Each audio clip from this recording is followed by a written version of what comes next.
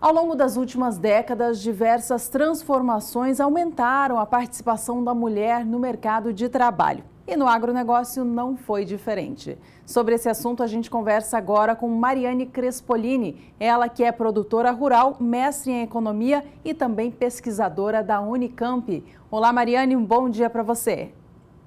Bom dia, Juliana. Bom dia você, produtor e produtora que está em casa assistindo o Bom Dia Produtor. Juliana, há sim uma tendência de aumento da participação feminina no agronegócio. Então, há uma tendência de aumento nas posições de liderança. Então, no início desse ano, a Associação Brasileira de Marketing Rural e Agronegócio divulgou uma pesquisa em 15 estados brasileiros, onde eles apontaram que 30% dos cargos de liderança já eram ocupados por cargos de liderança no agronegócio, já eram ocupados por mulheres. Isso alguns anos atrás o indicador era de cerca de 10%. Então houve um aumento expressivo da participação. Um exemplo disso, agora recente, é a indicação da Tereza Cristina como futura ministra da Agricultura. Outro nome que mostra um excelente trabalho feito pelas mulheres é o da Tereza Vendramini, que é a primeira mulher diretora, em uma posição administrativa da Sociedade Rural Brasileira. Esta que é uma instituição centenária e está tendo agora a primeira mulher diretora, isso já desde 2017, mas nessa posição de liderança. Um outro nome para a nossa pecuária é a Liege, que também é diretora da ABIEC, Associação Brasileira das Indústrias Exportadoras de Carne. Então, a gente vê esse crescimento das mulheres nas posições de liderança. Mas não é apenas isso.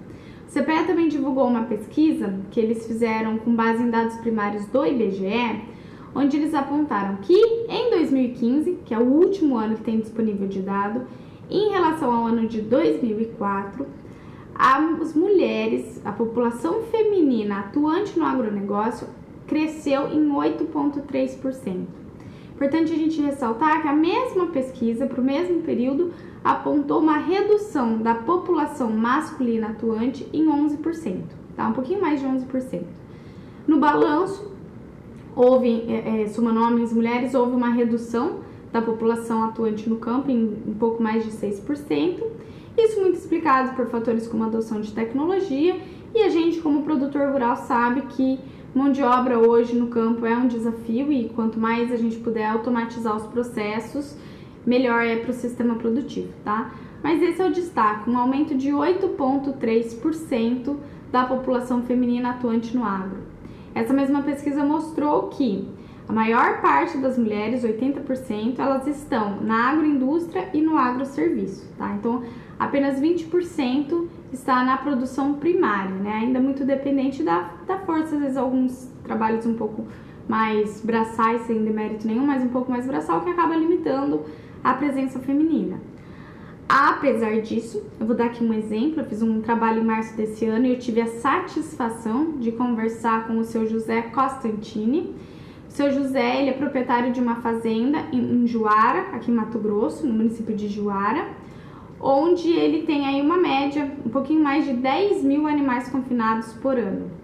E o seu José teve a iniciativa de começar a contratar as esposas dos seus funcionários.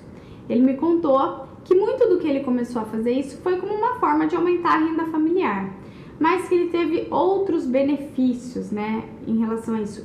E um deles foi o aumento da sua rentabilidade. Seu José relatou que ele reduziu o custo em muitas das operações. Hoje, como eu mencionei, dos 10 mil animais das operações do SEMI e do confinamento, elas são exclusivamente realizadas por mulheres, Então, na opinião do seu José, no que ele mediu efetivamente, ele tem gastado menos com manutenção e reparos de máquinas e equipamentos, porque as mulheres tendem a ser um pouco mais cuidadosas. Também houve uma redução em alguns desembolsos, como por exemplo o combustível, que ele relata que as operações são feitas mais devagar. Então isso acaba gerando nenhuma perda de eficiência, mas uma economia, por exemplo, em caso de combustível, tá bom? Outra coisa que o seu José comentou comigo e que é um desafio que nós temos como produtores rurais, é a questão da rotatividade. Então ele falou que aquele funcionário que ele reduziu muito a rotatividade dos funcionários dele, porque aquele funcionário que facilmente iria para uma outra fazenda ou para uma outra região, agora ele pensa duas vezes, porque a esposa está empregada.